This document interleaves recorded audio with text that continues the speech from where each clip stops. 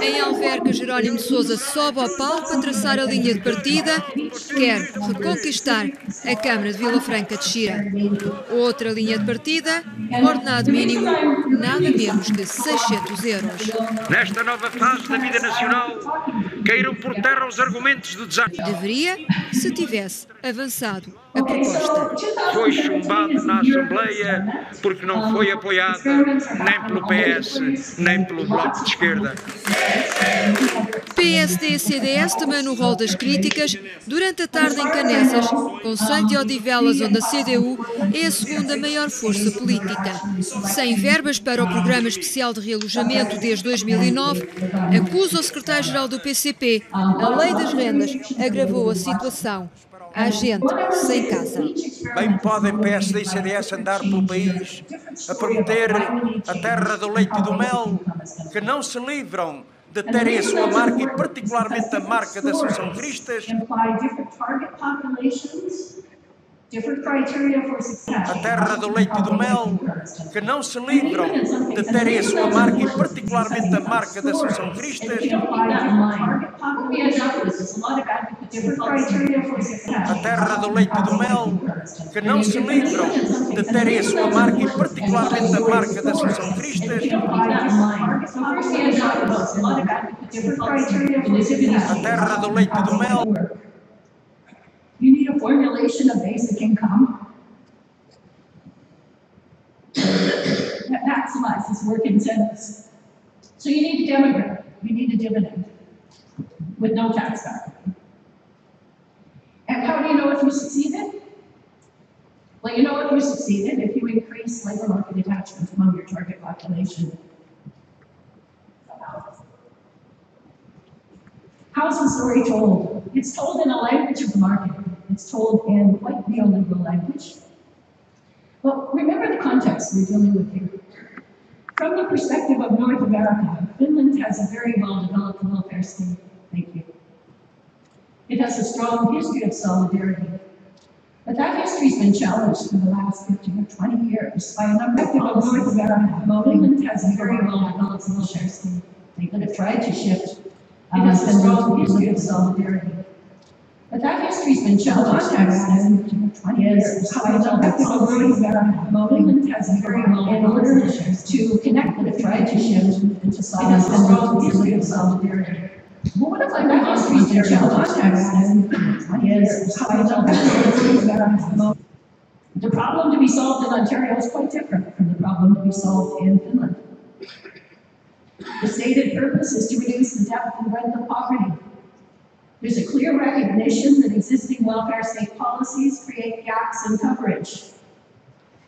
And in particular, the 2008 recession laid bare the economic challenges for particular groups of laborers in Ontario, people employed in the manufacturing sector,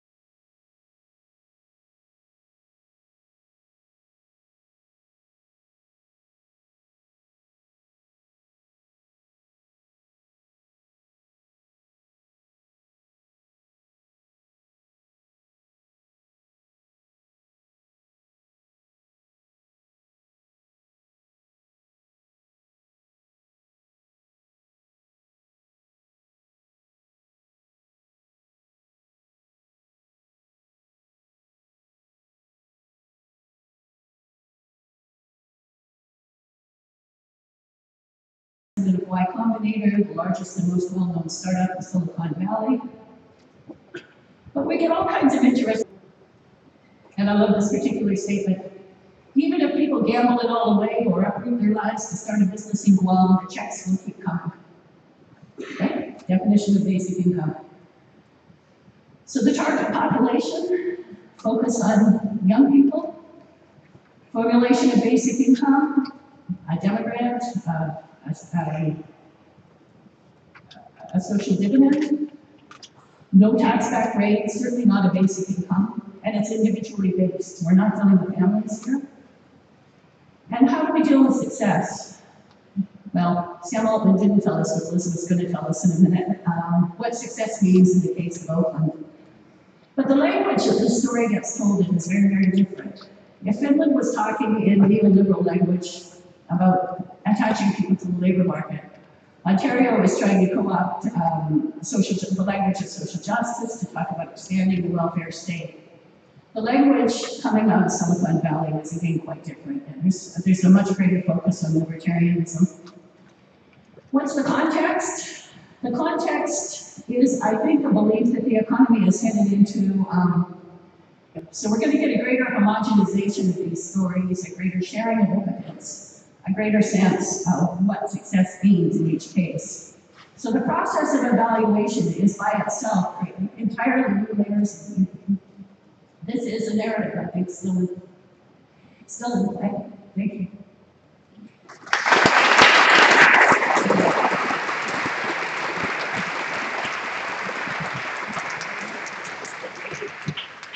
Thank you very much. Thank you for your brilliant presentation. Evelyn has introduced us precisely in two experiments, in two different experiments that the next speakers will detail. First, Karen Glass will speak about the Ontario project. And Karen Glass is Assistant Deputy Minister of the Ministry of Community and Social Services of the Government of Ontario. And she is responsible for the Ontario Basic Income Pilot. And she will precisely detail this experience. Thank you very much, Karen. Thank you. It's a pleasure to be here today to talk about what we're doing in Ontario. I'll start off by my apologies with my slides, unfortunately, because of some glitches with the internet, are not going to be shown. So I will try and talk slowly as I walk through what our model looks like and how we're proceeding. But I also thank Evelyn, who gave a bit of context about Ontario and the fact that our government made a commitment in our budget to provide or look at testing a basic income model.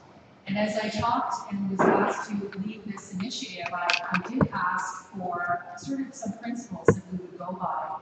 And one in particular was that we wanted to test the concept of a basic income as to the truest definition we could, knowing that there are many definitions of basic income or ways to do it. And so that was something that was very important to us in our context. Testing the idea of giving people an amount of money with no strings attached was really critical. Our current welfare programs are very much a work for welfare type of model from the 90s. And so we find that that system may not be working as well as it should. So I'll also say that in Ontario, basic income isn't about changing necessarily the welfare system. It's about providing money to low-income Ontarians with no strings attached and giving them an opportunity to live their lives and move their lives forward. One of the other things that was important that Evelyn also pointed out was that for Ontario, we wanted to make sure that people that were involved in the study would not be worse off, and so we're taking that very seriously. We also wanted to evaluate what we were doing in real time. So we're not implementing and then evaluating, we're doing that simultaneously so that we can actually see what our results are. So our study is a 3-year study. Another principle that was important to us was that where we study this in our province, that we select sites that are representative of our province demographics, so that if and when government chooses to scale up a model, if this is the model, if this is working for us, or if it just needs some changes, that we can, it's scalable, so to speak. So that was another important principle that we put in place. And I always start off these presentations by saying, this is what we think we would like to study. We're studying this in a phased approach because we want to make sure in the very beginning that we get it right. Our study started actually recruiting people in April, so it's still early days in terms of our overall study, but we're pretty excited about having progressed as quickly as we have, given when the announcement was made. So Ontario is the second largest province in Canada. There's about 13.5 million people. We represent about 37% of Canada's GDP.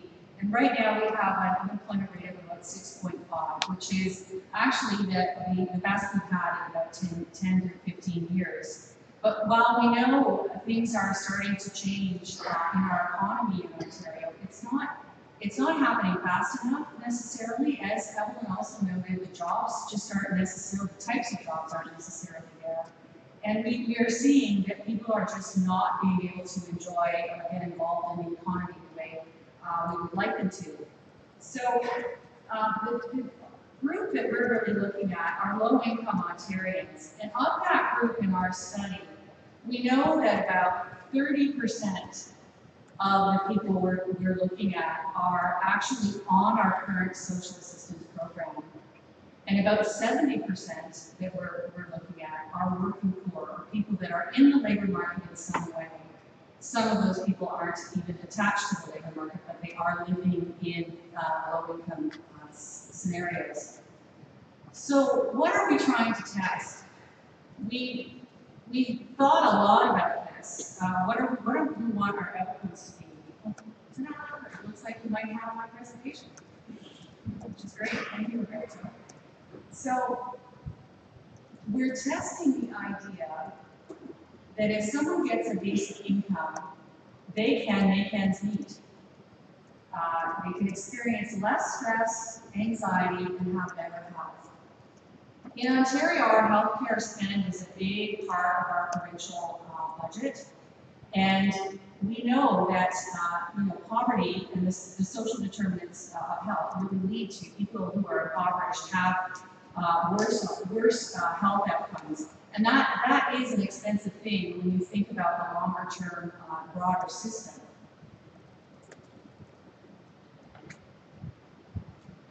Thank you, again.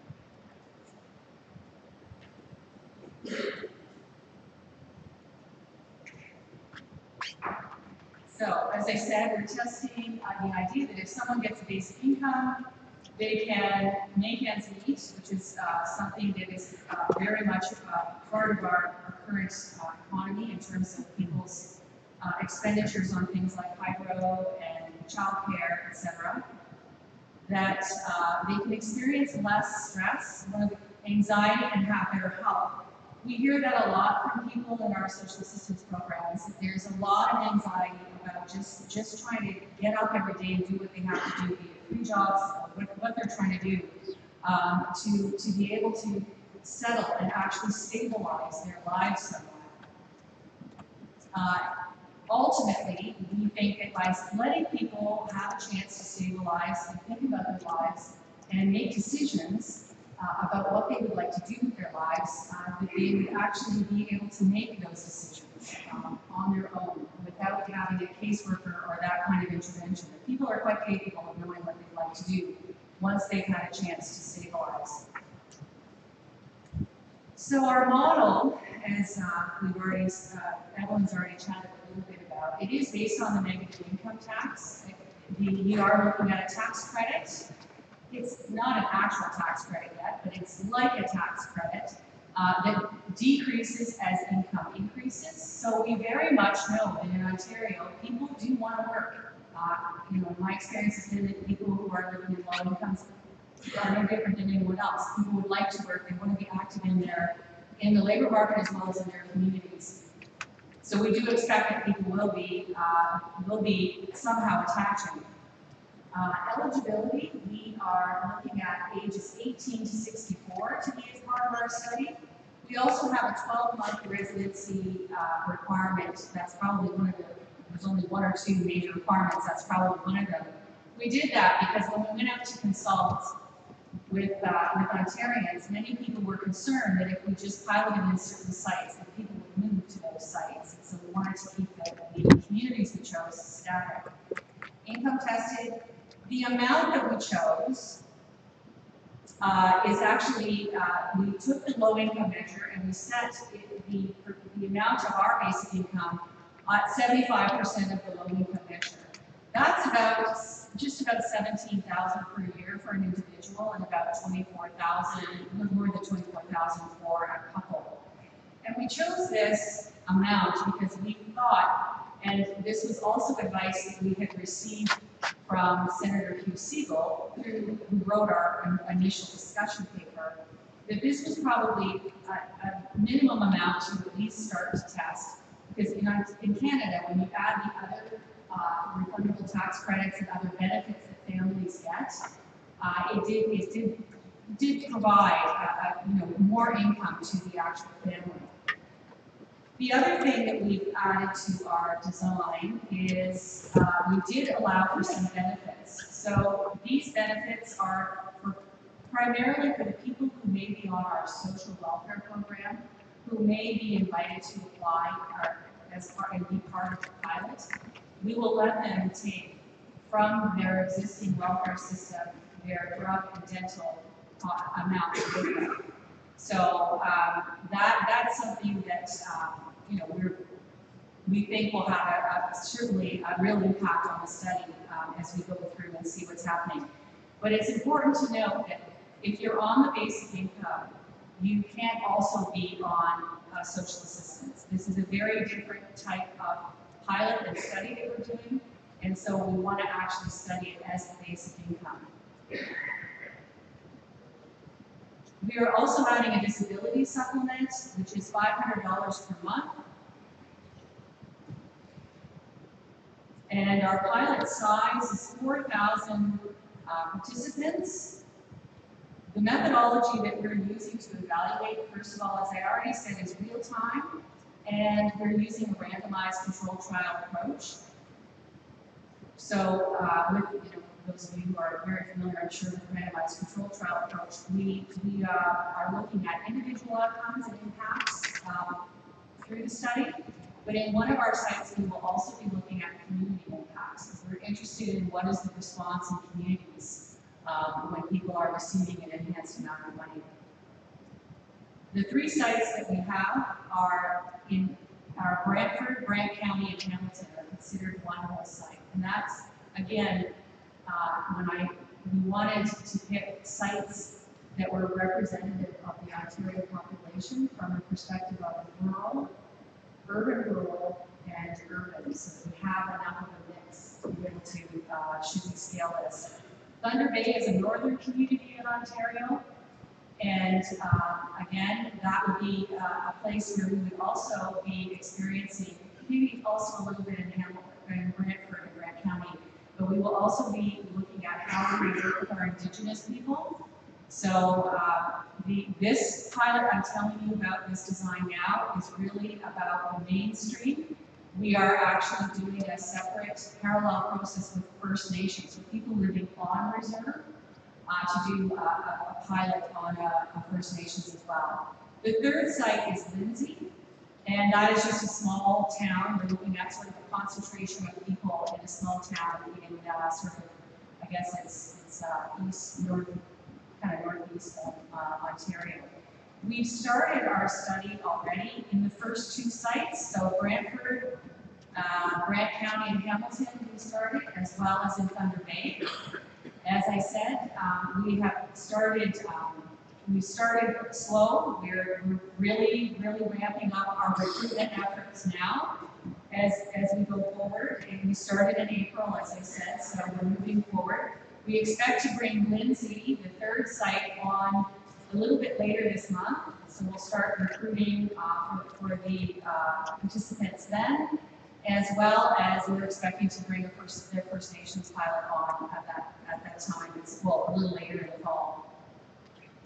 One of the things, obviously we're looking at outcomes, and so we have short, medium, and long-term outcomes. We are in the process of finalizing our evaluation team, who is coming on hopefully in the next week or so.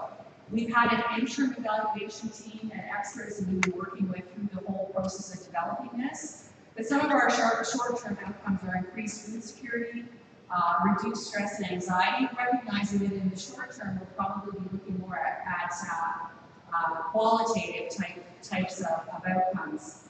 In the more medium term, increased community participation and improved health and well-being. This is the assumption that, which is part of our theory of change or our hypothesis, is that if you allow people some time to have increased income and a chance to stabilize their lives, then we start to see more of these qualitative things about people are now sort of able to get out into their communities. They're starting to feel better, maybe taking better care of themselves. And then in the longer term, of course, we would be looking for a better quality of life and enhanced labor market attachment as people settle. So in that period of time, through the study, we will see some people who may be working 3 or 4 jobs may reduce some of their employment. Some may choose to stay home, some may for a period of time with their children, some may care for an elderly sick person in their lives, and others will attach to education and actually increase their skills. So we are testing all of these things as we move forward. And once our study design is finalized, I'm sure that will be available as well. So this, I've been talking a little bit about the implementation as I've been going, but essentially, we launched. And we are really on a road. And we made this a windy road somewhat purposefully because bringing people into a study is a really concentrated effort, and it takes a significant amount of time to really get into these sites and recruit people that will be in the pilot for us. So that it is taking time, and we're progressing the mix of methods that we're using with people. We started with a general mail-out that was randomly sent out, and we've now kind of brought back to a smaller mail-out. We also do in-person sessions at local agencies. It's like a food bank where we know there'll be a concentration of folks, and we're also doing it through our communities in the open forum. So we're progressing all of the methodologies that we're using and starting to bring people into the study. So I think I talked about all of these things. We did, moving on to getting ready for that. This is all part of our phase 1, and phase 2 begins when we start to bring Lindsay on and we start to bring on the First Nations. Our intent again was to take the first couple of months to really learn who we're working with, test our design, see if in any way some of the design elements that I talked about, the linear math, etc., are acting as barriers in the way that people want to participate. And then we'll kind of lock down the design and then carry on with bringing up the rest of the groups. So that, in a nutshell, is what we're doing and how we're doing it and where we're at. So thank you.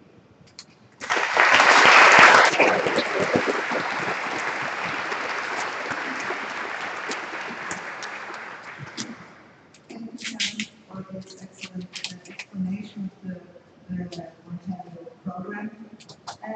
We will now continue with the presentation of Elizabeth. Elizabeth Rhodes is the research director of the Basic Movement Study by Combinated Research, that was already mentioned by Evelyn.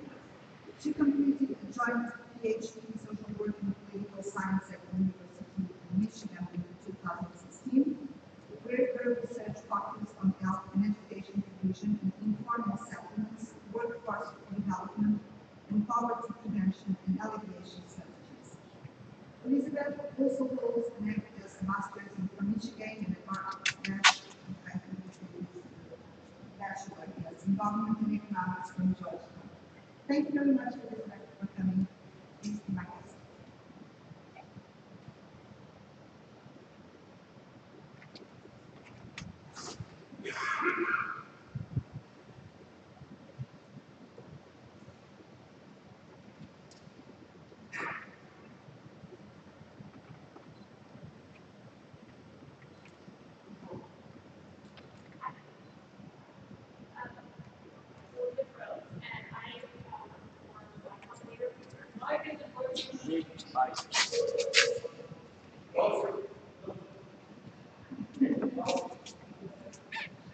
I'm Elizabeth Rose, and I work for Y Combinator Research, which is the nonprofit arm. The nonprofit arm of the Y Combinator, which is a Silicon Valley startup accelerator, as Evelyn mentioned. They announced, Y Combinator Research announced, Sam Altman announced that they were planning to conduct a basic income project in 2016. Since then, we have pulled together a team of academic advisors, researchers, and investigators who are helping with the evaluation. So it's not just myself.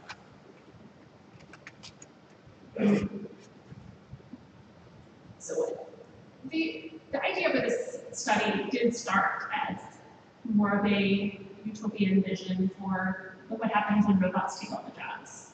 But then they hired a poverty and inequality researcher to do the evaluation. And I think the idea for the study and the vision has broadened quite a bit over the past year and a half. Some of these statistics might be quite familiar, but since 1980, in the US, median income has increased by 16.5%, but that is compared to GDP growth of 154.2% and 190.2% growth in the average top 1% income. The gains have not been distributed equally. In fact, the combined income of the top 10% of earners now exceeds the combined earnings of the bottom 90%.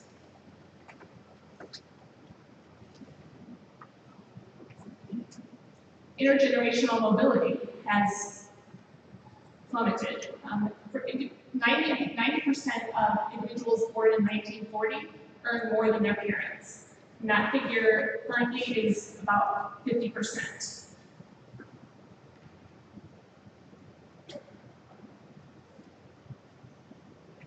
A lot of these changes in income and wealth have been consequences of the changing nature of jobs.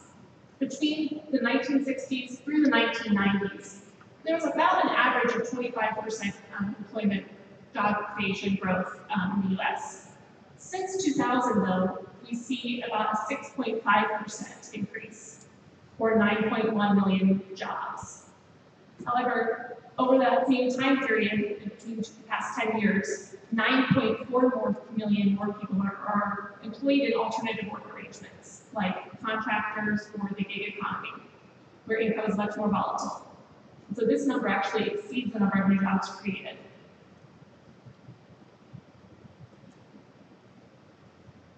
So income volatility sort of exacerbates already the economic insecurity.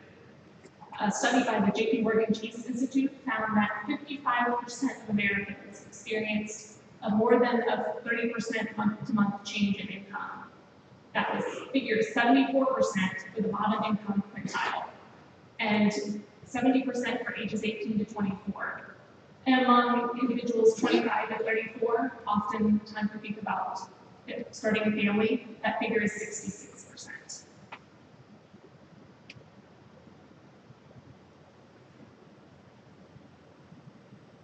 So the existing safety net,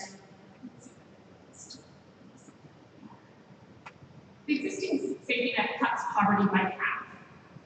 It depends on whether you're kind of glass half empty or glass half full perspective. On the one hand, that's great that we have programs that are cutting poverty. On the other hand, there's millions of people still left in poverty.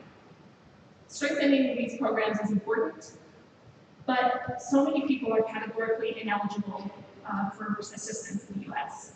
We have a patchwork of programs that is complex, difficult to navigate, and take-up rates are often quite low. Many people who are eligible do not receive benefits.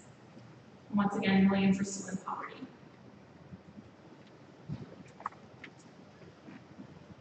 For these reasons and more, we feel it's important to explore alternatives, bold transformational ideas that could address many of the problems and these trends that we just seen.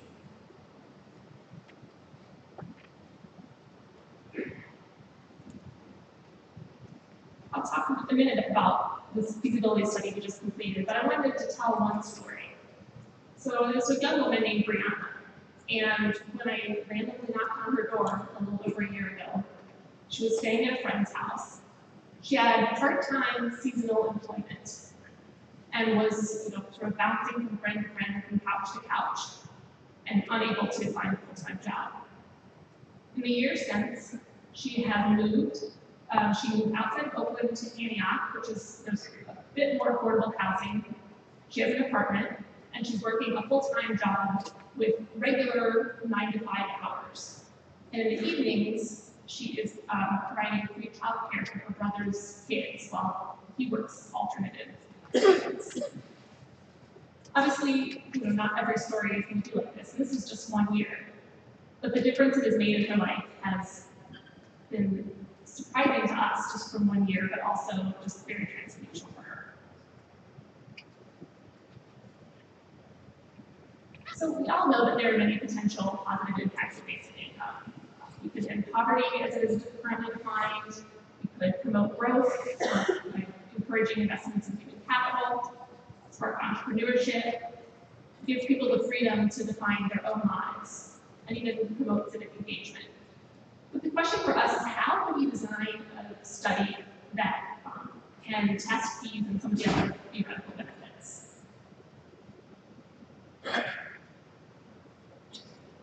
So we adopted a multi-phase study. We started about a year ago now, we started a feasibility study with less than 10 people.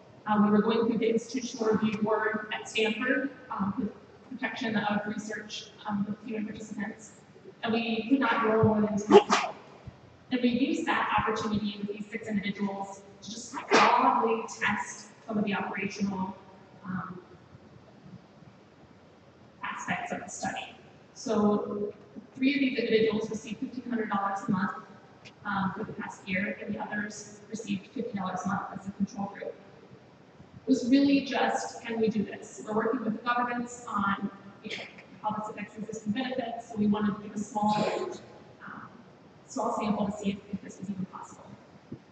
So the results were sufficiently encouraging. We were able to do this, so we decided to continue. We recently released a proposal for a much larger study. We are going to be, in the next few months, we'll be registering our pre-analysis plan, soliciting priors, and receiving additional feedback before finalizing the design. We're also currently expanding that pilot group to up to 100 people. Although it's purely for operational reasons, they'll be receiving smaller sums of money, and it'll just help us learn things about recruitment and enrollment. Our plan is to launch a larger scale randomized controlled trial beginning in 2018.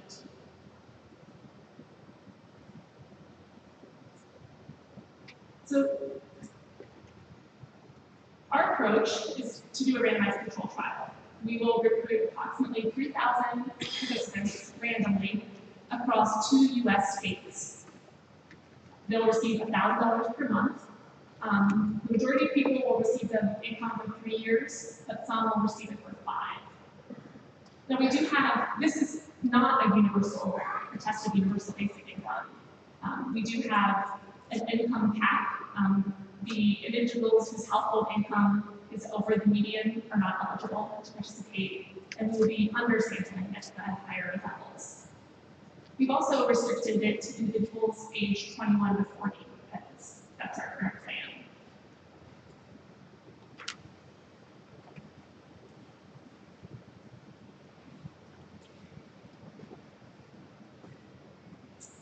So deciding on this particular plan has not been easy. There were a number of challenges, a number of options that we went through. And the first is really basically, what does success look like? This is not this is not universal, this is not indefinite. There's a defined time period. We had to make decisions in order to be able to have statistical power to detect effects. So thinking through, what does this one look like? how are we going to treat existing benefits? We decided to preserve all existing benefits for participants because if they lost their health care, it would be much more valuable than $1,000 a month. And one of the other things is just thinking through, this could have an enormous impact on individuals' lives. You're giving them $1,000 a month for 3 or 5 years. What could go wrong there? But there are, this is an enormous effect on people's lives, and you really have to think through all potential unintended consequences and really work through protecting them, their privacy, and figuring out how to do this in a way that does not harm participants.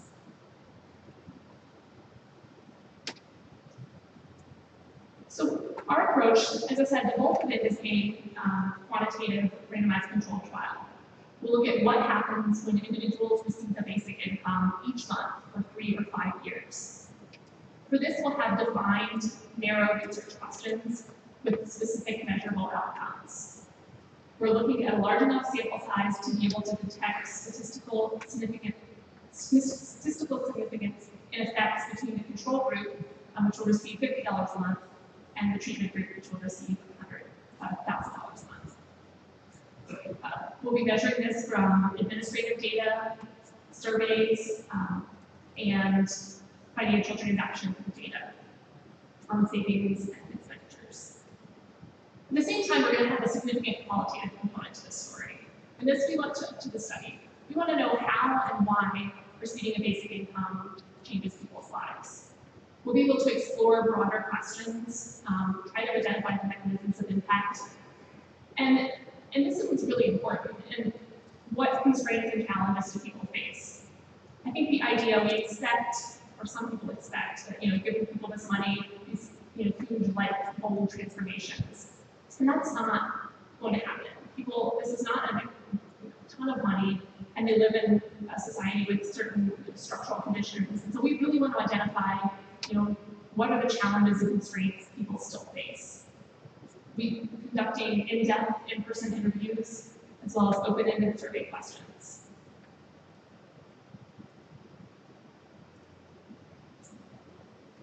Really, what our goal is, we're trying to bridge the gaps between so much of earlier studies maybe were just purely economics. They want to know labor market participation or income levels. And we really want to bridge the gaps between economics, sociology, and psychology to create a more holistic understanding of individual level effects of basic income.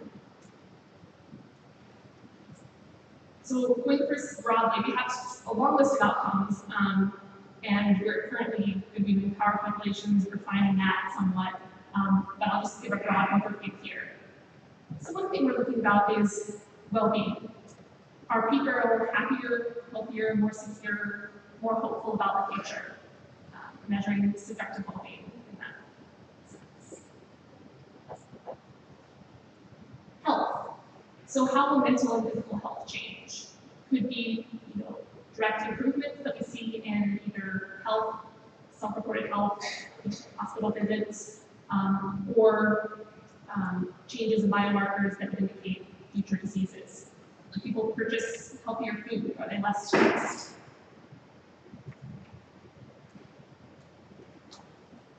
Financial health.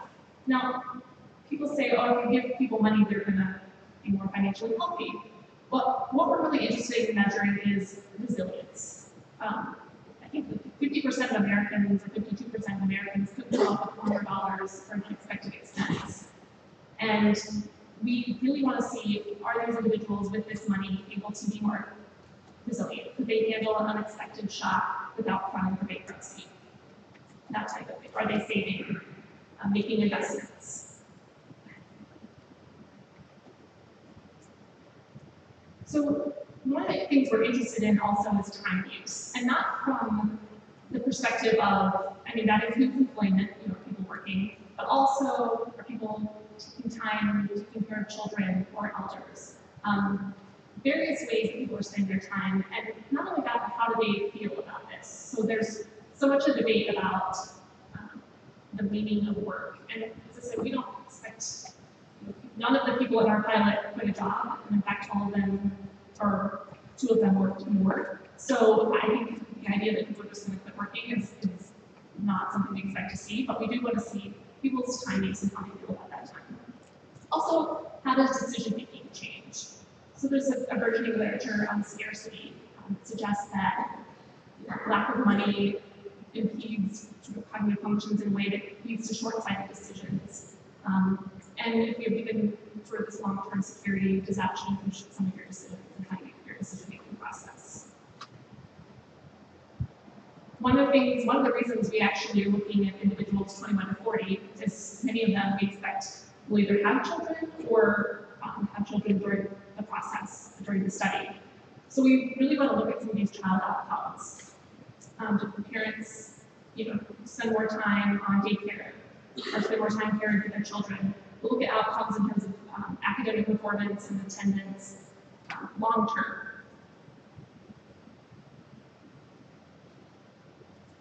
We're also interested in social and political attitudes and behaviors. So once you receive this basic income, do you spend more time in working in your community? Do you become more civically engaged? Do you have a different view of the government or of other groups around you? Does your social network expand?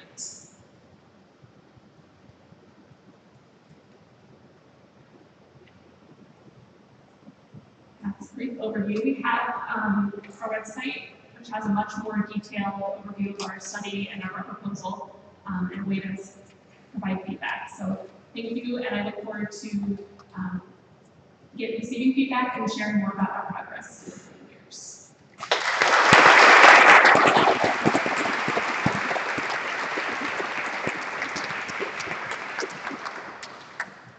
Thank you very much, Elizabeth, for your clarifying faculty about the experiment. We can see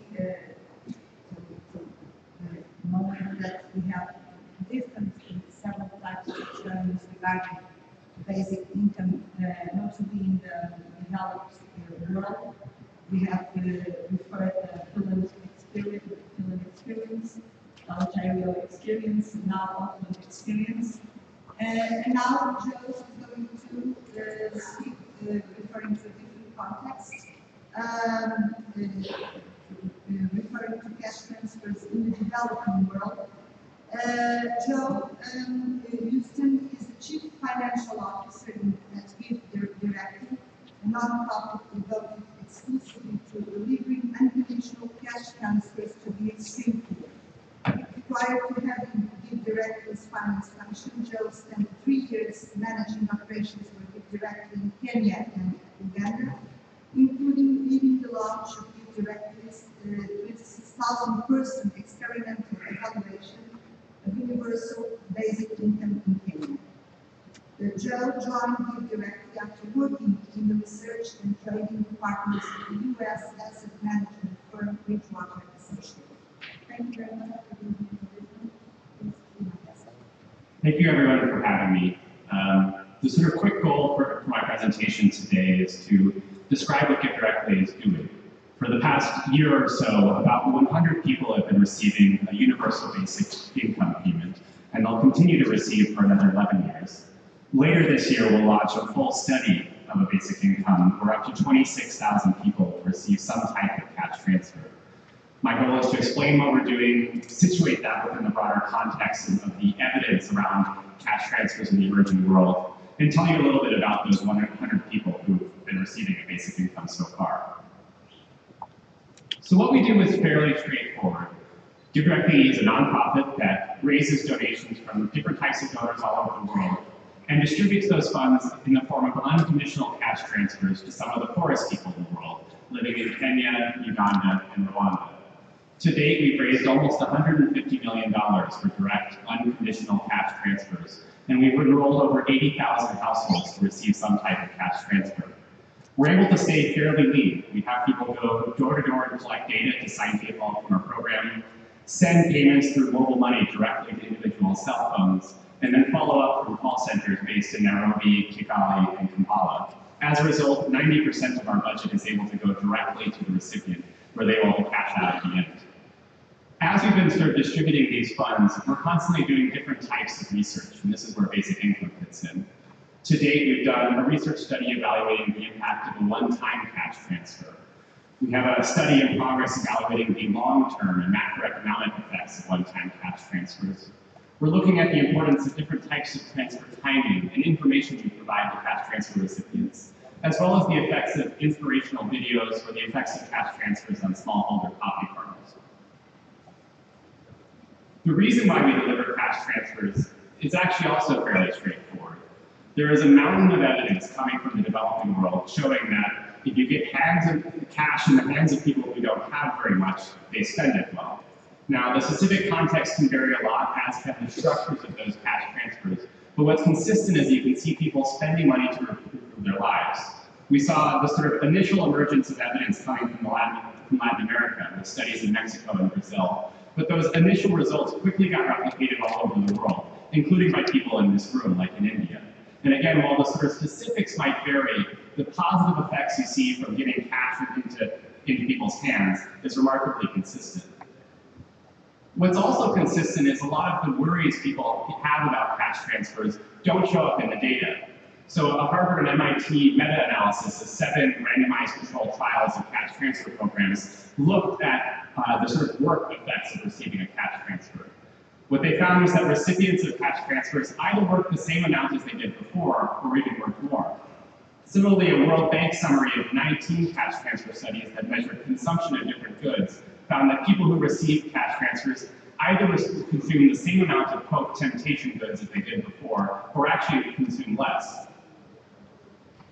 Now, Give Directly's research has found a pretty consistent story as well. In a study evaluating our one-time cash transfer programs, up to a year after the cash had been distributed, we found that recipients of the one-time cash grant had incomes that were 34% higher, assets that were 58% higher, market reductions in child malnutrition, literally people going to sleep hungry less often, and large improvements in mental health, as measured both by cortisol samples from saliva and surveys you can do on psychological well-being. And as is consistent with the broader evidence base, we saw no increase in spending on alcohol, tobacco, and no increase in crime. So, given we have all of this evidence on cash transfers in general, where should another study fit in? We designed a study to try to look at the pieces of the UBI that are unique relative to the sort of broader evidence from cash transfers in the emerging world. So for that, we first wanted it to be universal. And so in the places where we're working, whole villages will be treated the same. And in the long-term treatment group, all adults within cash-receiving villages will receive payments. We wanted it to be basic, and so we sized the payments to meet the food poverty line in Kenya and match some of the other consumption measures we had in the region. And we also wanted it to be long-term. There's a good case to be made that people may respond differently to short-term transfers than long-term ones. And so for the longest-term group, we have people receiving for up to 12 years. That sort of falls out into a few comparison groups. The core universal basic income is a group of 40 to 50 villages, about 6,000 adults, who will receive about $22 a month for 12 years. We'll compare that group to a group of people, a group of villages receiving those same $22 a month payments, but only for 2 years, as well as to a group receiving the 2-year equivalent of all of those payments in a one-time lump sum of about $500. And then all 3 of those groups will be compared to a control group to sort of elucidate the just cash versus no cash type of differences. The research team is made up of a few different types of economists. We have Abhijit Banerjee and Tavneet Suri, who are leaders in the kind of development economics movement and in running randomized controlled trials. Alan Kruger, who is the former chair of the Council of Economic Advisors under President Obama and is an expert in things like labor economics, as well as Paul and Michael, who are Give Directly's co-founders and PhDs in economics, to sort of bridge the implementation and the research pieces. All of the surveying for the research will be done by an independent nonprofit called Innovations for Poverty Action. To date, they've already surveyed these 30,000 plus people and are waiting for us to deliver cash and sort of continue to follow up on the results. The first result will be out within the first 2 years. The last piece that I think is worth noting and that is unique about the study is that it's crowdfunded. And so this $37 million is the cost of the full budget, and to date we've raised about $27 million. Our deadline for that was previously August, and we were waiting until after the Kenyan national elections to begin. Those have sort of been pushed back, and so we're now have a new deadline in about November. But if it's the case that we're not able to sort of close that funding gap, the most likely cut we'll make is that one-time cash grant, which will sort of try to fill in the pieces from our other research on one-time grants. An important thing for a study like this is to look at a diversity of different types of outcomes. And so on the individual level, we're looking at things like that affect economic welfare, like earnings or spending, assets, as well as occupation choice. We're also going to measure time use, how much people are spending working, but also on leisure or care activities in their home or community activities. We want to look at gender relations. One thing we found in our first study is that in cash-receiving villages, you saw marked reductions in things like physical and emotional domestic violence. Seeing if that type of result is replicated in the universal basic income study will be really important. Like in the Y Combinator study, we're also going to measure cognition. There is this idea that poverty affects the way you think. It sort of focuses you on the near-term problems and makes it more difficult to solve other types of problems. And so we'll have a sort of quick test along the study to see how people are able to plan their lives. As part of that, we'll be able to look at things like aspirations and outlook.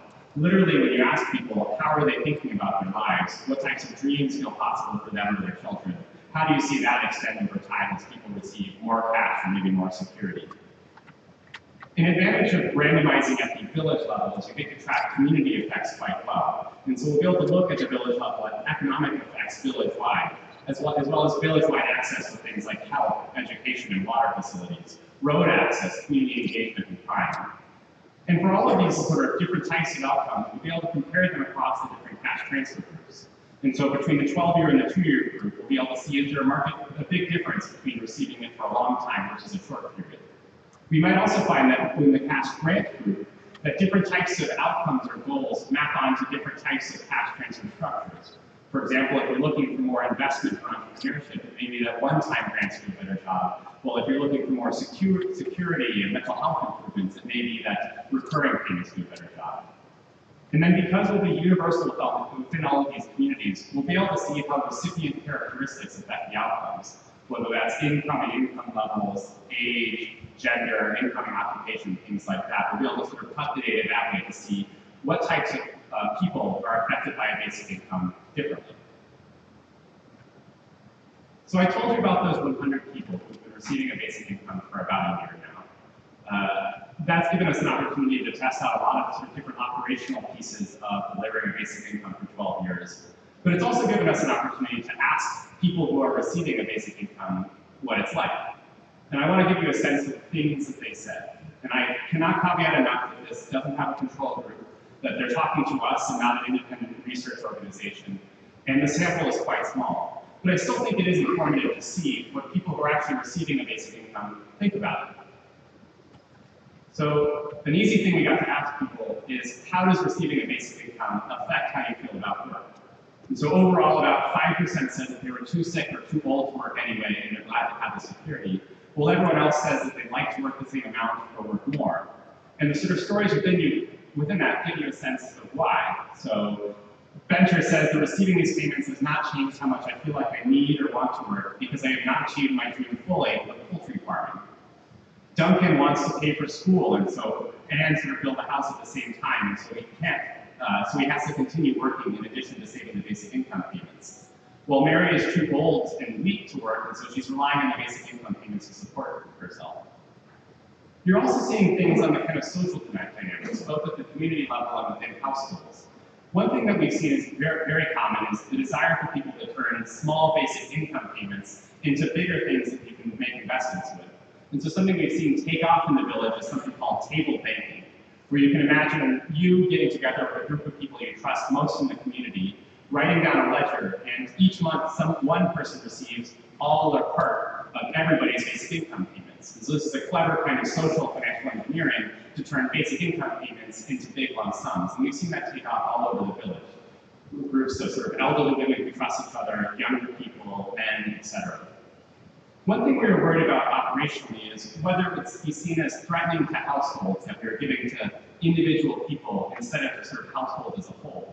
Well, that's both the kind of emancipatory potential of an individually targeted basic income as a nonprofit working in a poor in place, it's also a sort of community relations problem, and you also want to sort of respect local customs. What we found is just the opposite, that, as Grace said, it is not a problem as it minimizes family wrangles over who is supposed to decide how money is spent in the case where it is sent for the household. That because this person has money and this person has money, it's actually easier to solve household disputes. And Phoebe has said the same thing. When we asked her, how does receiving the cash change how your interaction with your spouse, she said it's making things easier because we no longer have to fight about money and I don't have to ask him for money. And of course, we got to ask people, how did they spend the money?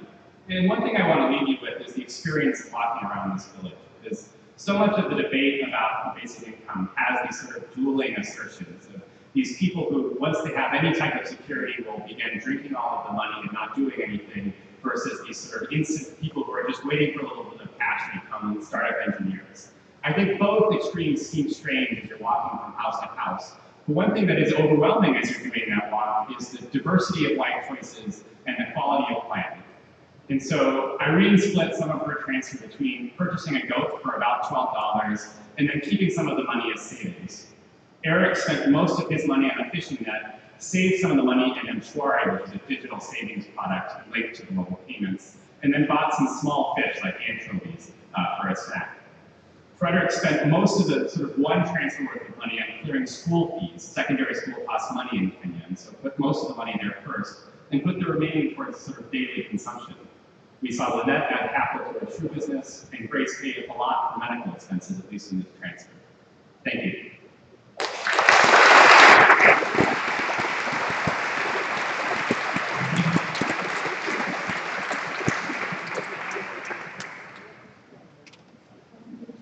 For your great presentation. Before concluding the discussion, I would like to ask the audience if there is any question. I will start here first, please. Hi. In all these experiments that are very interesting, there's something in common if I quite understood them well, so I don't know if I did. So there are two aspects of ABI. One is receiving the amount, and the other is paying the amount. And it seems like these experiments, they identify the effects of receiving the amount. But unless the universe that pays is the same universe that receives, we don't have the full idea of the implications of UBI. So I would like to ask you if there are some experiments that have the whole picture, so we have this coincidence of universes.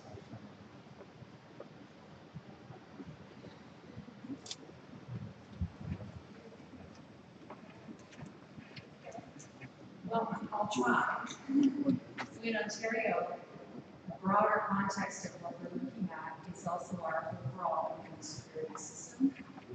So we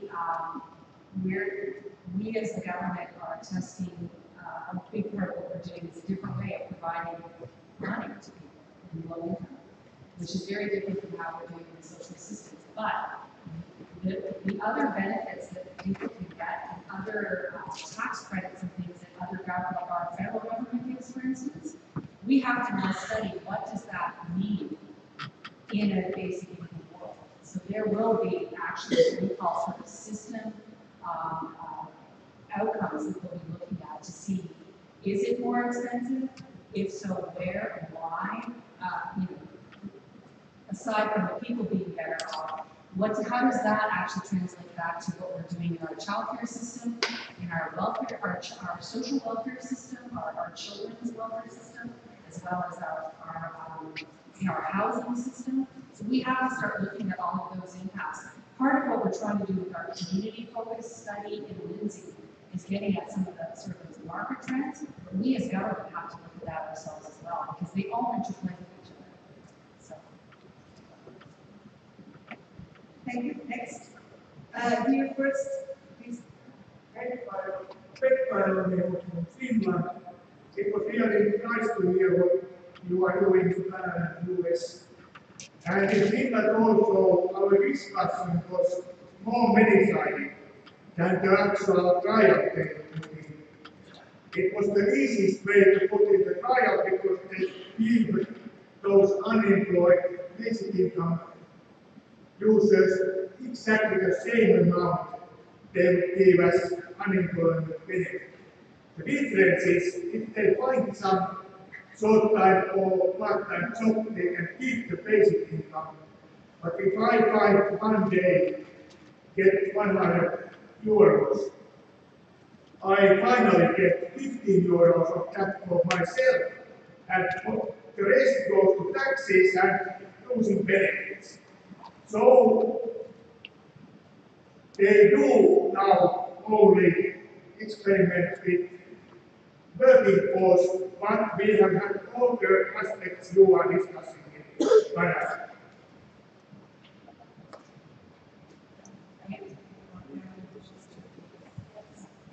Yes.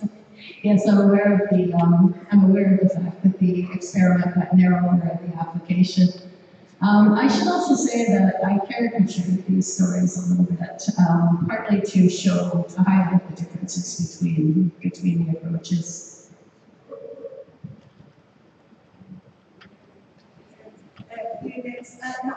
Excuse me, I will first, you first, okay, yes.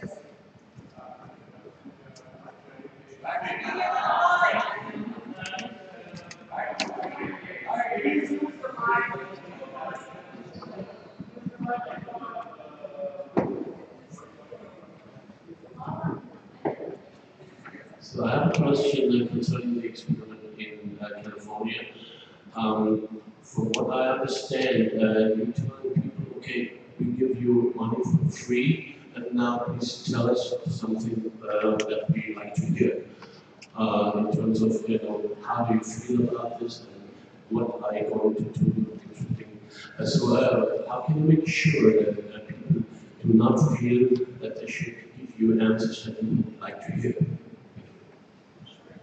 So I should have said at the front, all of the research activities are completely optional. So once you're selected to receive the money, you receive it for the duration, regardless of whether you ever complete a survey or do an interview. So those things are optional.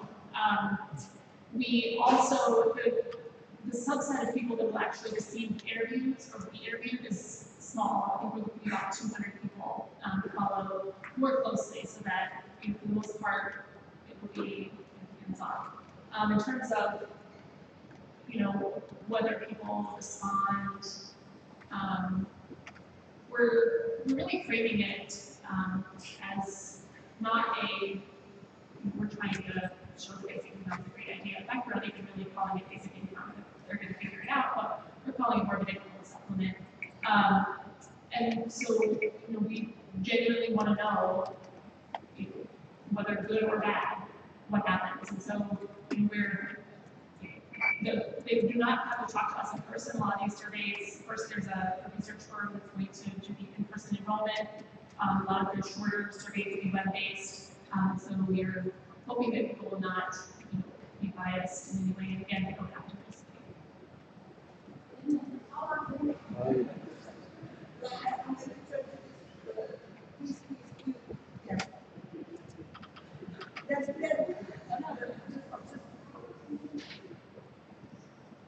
Hi. First of all, this is awesome. Thank you all for doing this. I think it's important, and I think something that's really interesting that I feel like it's the first time we're hearing this conversation is really about the social determinants of health and healthcare outcomes, and as a healthcare outcome,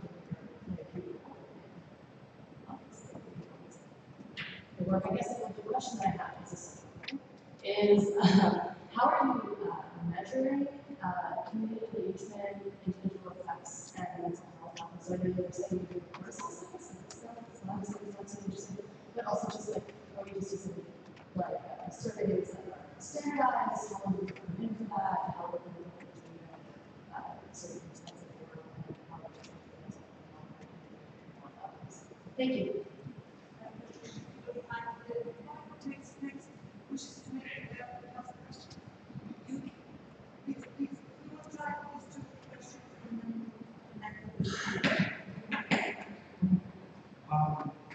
Thank you for taking my question. I think that over-researching a policy can hurt its implementation.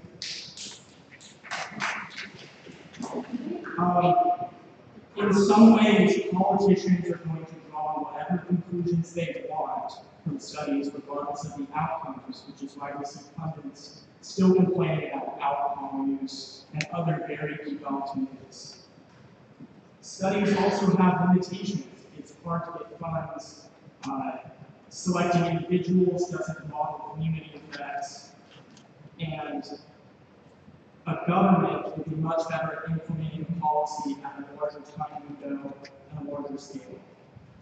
So how much evidence is enough evidence before policymakers stop having this form of reactionary skepticism when they see these experiments? I'll take a shot at both of them if I can. In the Ontario case, there's a sensitivity to the fact that there will be attrition, both among subjects, but especially among controls.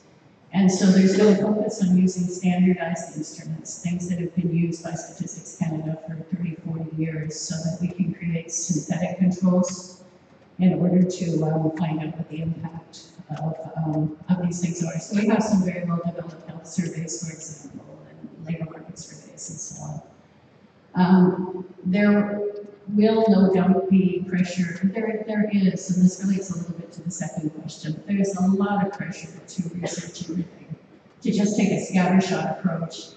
And you said very eloquently what I said in a much terser way.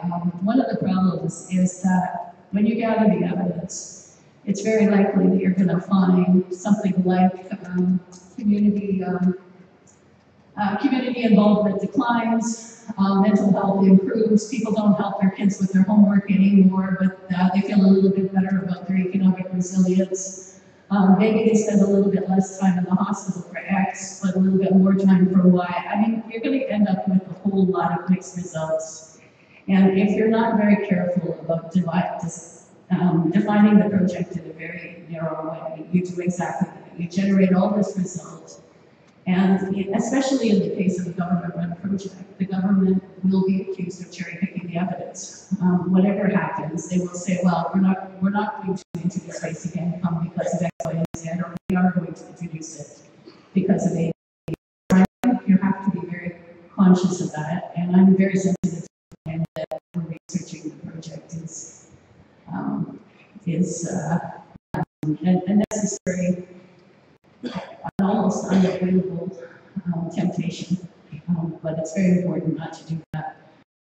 A lot more clarity has to happen at the beginning of these projects in order to determine, in the case of Ontario, what exactly the government needs to know in order to introduce the policy. It's less of a problem for the non-government organizations because they're just gathering evidence. They're not in a position to roll out the policy.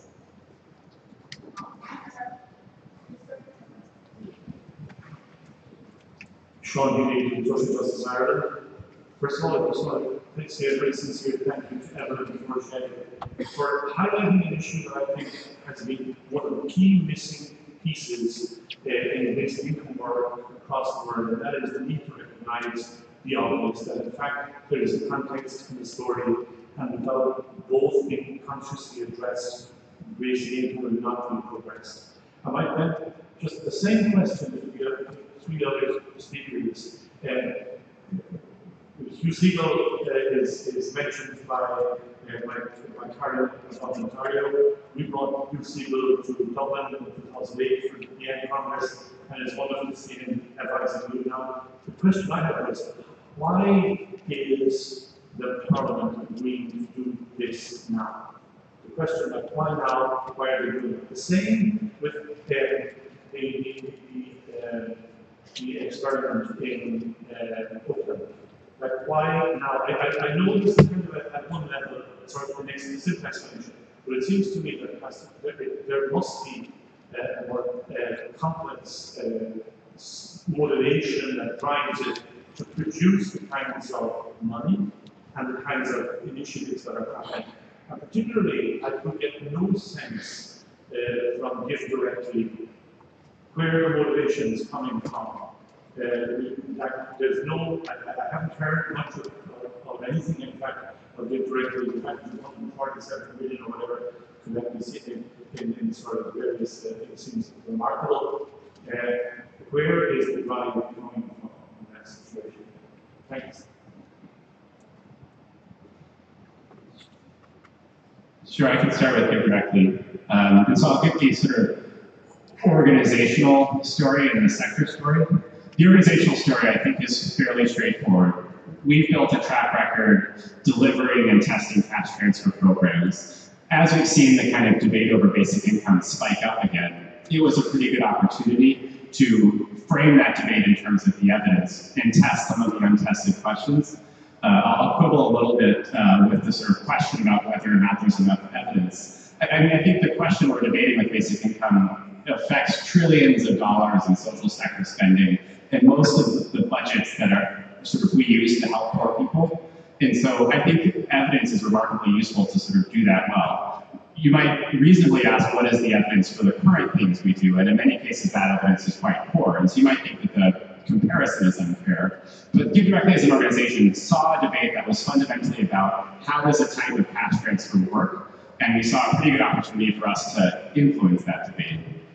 At the sort of sector-wide level, I think the story internationally is similar to the story that exists within countries, that we've built up an incredible amount of abundance to use to help people, but we're using it poorly. The sort of total official development assistance, global aid, is about $150 billion. The estimated amount of cash transfers that it would take to bring everyone who's below the global poverty line to the global poverty line is about $80 billion. So there's sort of at a sectoral level and at a global level, a remarkable level of misallocation that I think testing and experimenting with cash transfers can help solve. Jim Crocker, for Lisbon. The other two pigs, they were asked, both asked, Canada and Canada, why did the politicians and why did the entrepreneurs?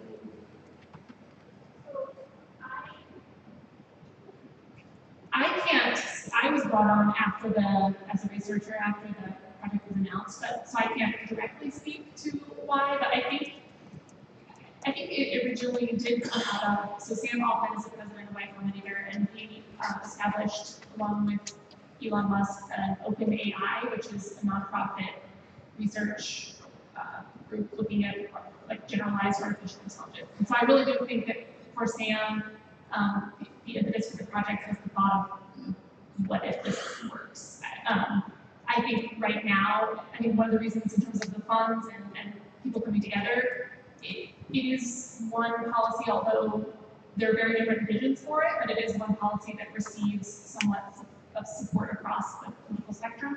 And so, since in the US and since almost no other policy can say that, I think there's more interest in trying to explore what it could work. So in Ontario, I think, first of all, the Liberal government in Ontario has always been very much about evidence-based policy. So that has been a big shift for the public service, right? And in the way we actually design our policy and do our policy work. But moreover, I would say that if you look at the landscape of what's happening in Ontario in terms of the changing face of what's happening in the world, but we're seeing a lot of effects in Ontario that I think our government is just wanting to get ahead of and wanting to say there must be a better way. We all, from an income security perspective, we have a very complicated, antiquated way of providing some of our services, and it's not getting the results that government is looking for. And you take what's happening in the economy, you take the changing face of work, precarity, all of those issues, you take the fact that we have systems that we're spending billions of dollars on that aren't getting the outcomes, you put that together and you say, there's got to be a better way to do this. Is basic income the answer for Ontario? It could be, it may or may not be. We're studying a particular model, we'll learn from that, and we'll know for whom and when and how it can work in that broader spectrum. So that's really, and it's been very much championed by our Premier. Do you think that the improvements and outcomes of your researching could be demonstrated just by taking another 3,000 people compared to the 3,000 you've got, and another 3,000 who've already earned another $1,000 a month, and compare their outcomes, do you think that your change experiment is going to show a different result?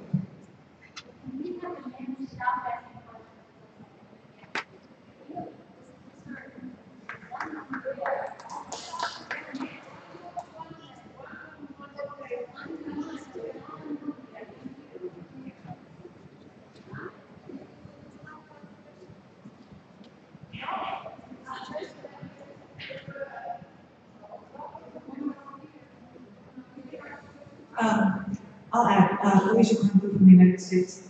I think the private sector sponsored programs are very troubling in a lot of ways, so with all due respect, I'm not going to ask you any questions about that.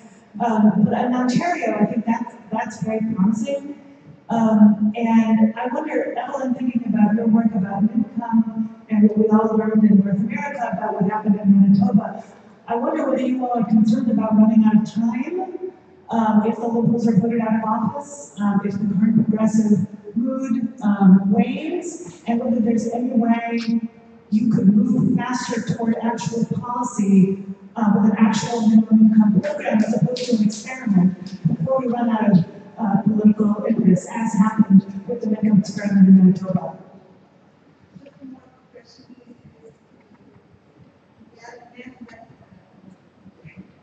I'm wondering how you escape the some kind of criticism that might be levelled at cigarette manufacturers studying whether cigarettes are good for us or not, and concomitantly, how seriously the results will be taken in terms of the accusation of confirmation bias, either politically or scientifically, either by political establishments or by scientific commentators.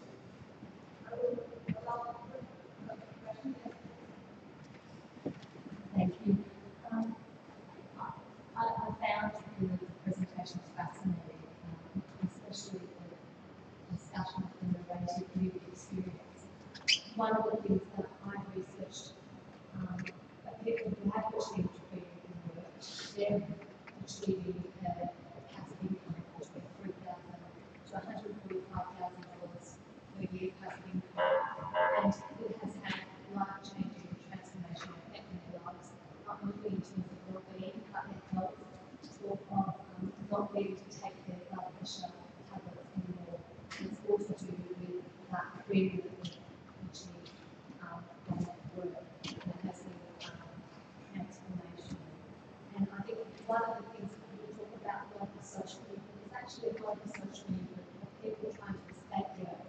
87% of the world population, global population, are either unhappy or deeply unhappy at work. The work is a very distressing and unhappy activity for the majority of the world population. So from another angle, there are a lot of people who are trying to escape the workplace, and they're doing it not for basic income, but generating their own income, passive income through other means. And one of the ways that we can explore basic income is to study people who are actually living this utopian life right now. The average income for people I do is about $55,000 a year for the range. But they all chose to work in some way, and work is actually redefined in terms of experience of work, but also the definition of work. So in terms of happiness, well-being, life quality and health, huge improvements. So I'm finding these really fascinating.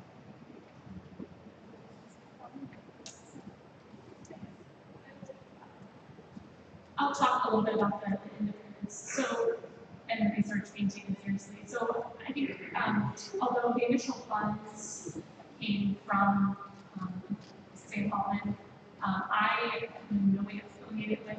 I'm an independent researcher with a background in poverty and the existing social safety net. So I would call myself an interested skeptic in some ways. But also we pulled together, we partnered with Stanford University. We have investigators. Like it's a very much independent. They said, here, take this money, go for this study. And we'll be filing a pre-analysis plan with the Social Science Registry in advance, using validated, measures and methods, and we'll be very transparent about that. to, I mean, obviously qualitative is different, but in terms of the quantitative data to establish legitimacy.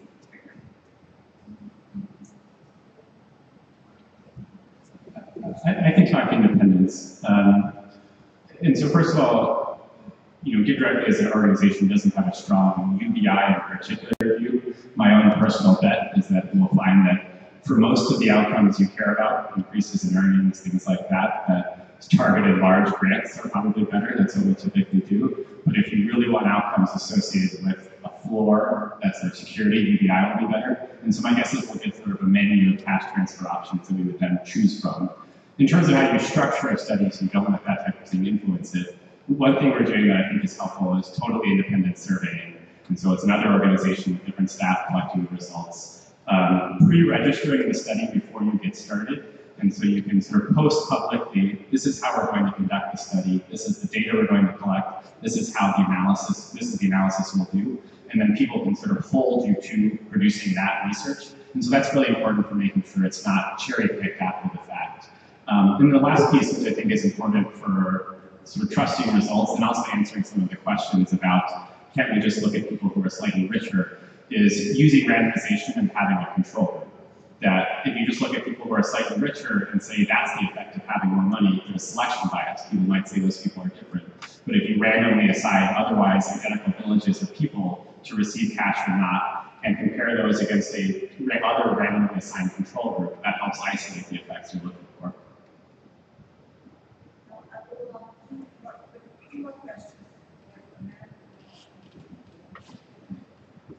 Thank you very much. My name is Hugo Gentili. I'm from the World Bank. I'm a newcomer to Yen. Really delighted to be here to learn from all of you. As a newcomer, maybe I'm invited to ask a naive question. And in particular, in the experiments in the US and Canada, they all have income eligibility thresholds and age limits. And I think they're a great way of enhancing the existing system. And they have been operating with the existing welfare regime. I just wasn't very clear on how they would contribute in advancing the UBI agenda in the way that Professor Stanley defines it. Basically, no threshold, no income threshold, no age limits. Thank you. Sorry. Okay, thank you for all the presentations.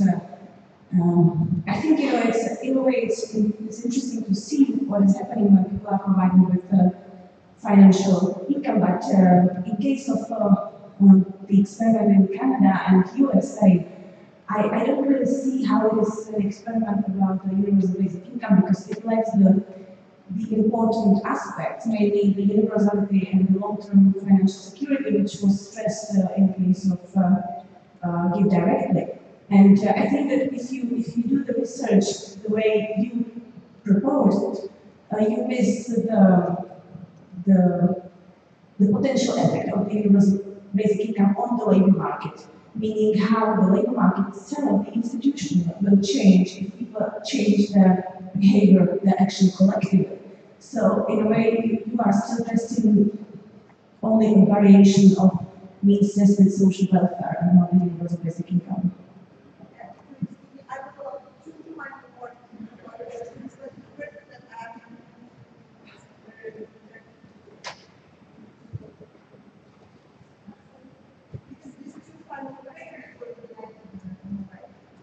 Sure. So we are very clear that we are not testing universal basic income.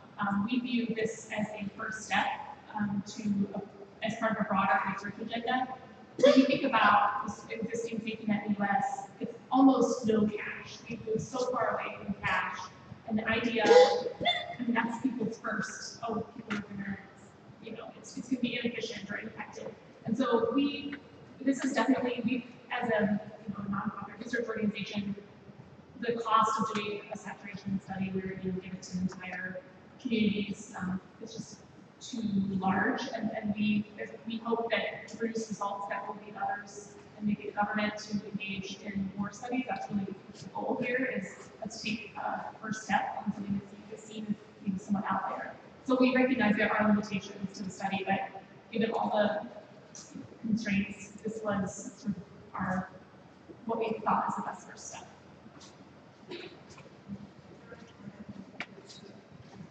Yeah, I think in Canada there's virtually no traction at all for the notion of a universal basic income as you're defining it. Absolutely none. The concept of a negative income tax is something that fits historically and fits into our contemporary social benefits. If you want to define that as something other than universal basic income, that's fine. But I also want to remind you of what I started with, and that is that context matters.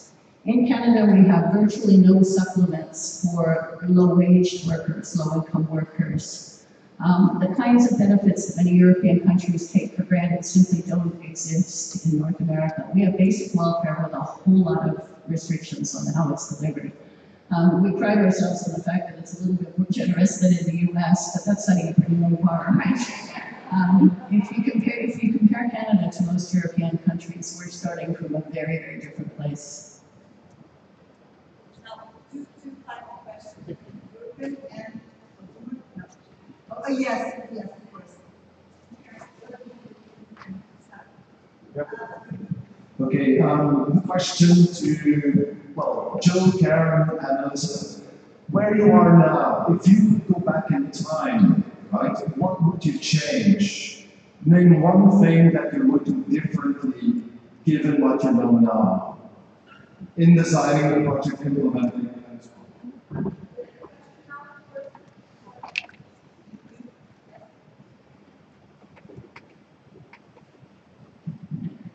Hi, I'm Anna from Brazil, and I'm doing my PhD in basic income and welfare state in the University of Freiburg in Germany. I just have a comment on Joe's project, and I think it would be maybe interesting to compare such experience with the experiences of local currencies, and because I think that social development is not just a consequence of some international agencies and international organizations helping people to build their lives. I think it has very much to do on how this community develops within itself. And then I was very careful with this approach that, okay, these developing countries, they need our help, and I think that these communities can themselves, if they have the resources or the opportunity, to sovereignly decide how to develop their community, they will be able to achieve social development. And I think that for this proposal, it would be interesting to compare basic income experiences like you presented with local currencies, which also have shown that they equal social development.